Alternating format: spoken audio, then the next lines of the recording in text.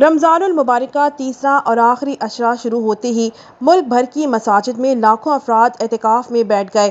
اعتکاف کا مقصد دنیاوی معاملات کو ترک کر کے مکمل طور پر اللہ کی عبادت میں مصروف رہنا ہے، جو عام طور پر رمضان کے آخری 10 دنوں میں کیا جاتا ہے۔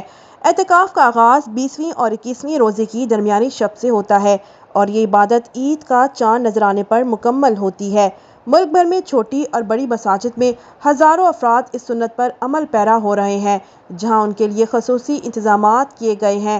کراچی میں بھی تمام بڑی اور چھوٹی مساجد میں عقیدت مند اعتکاف میں بیٹھ گئے۔ شہر میں سب سے بڑا اجتماع فیضان مدینہ میں ہو رہا ہے، جہاں سینکڑوں افراد اعتکاف میں مصروف ہیں۔ بڑی تعداد میں اعتکاف کی خواہش رکھنے والوں کو مد نظر رکھتے ہوئے یہاں کمپیوٹرائزڈ قرآن اندازی کے ذریعے اعتکاف کرنے والوں کا انتخاب کیا جاتا ہے۔ سیکیورٹی کے پیش نظر شرکاء کے کوائف پہلے ہی جمع کر لیے جاتے ہیں۔ کراچی کی طرح لاہور میں بھی اعتکاف کرنے والوں کی تعداد لاکھوں میں ہے۔ شہر کی بادشاہی مسجد، جامع مسجد، القادسیہ اور دیگر بڑی مساجد میں ہزاروں افراد اعتکاف میں بیٹھ گئے ہیں۔ کراچی کی طرح اسلام آباد میں بھی ہزاروں لوگ اعتکاف میں بیٹھ گئے۔ اسلام آباد میں فیصل مسجد میں لوگ بڑی تعداد میں اعتکاف میں بیٹھ گئے ہیں۔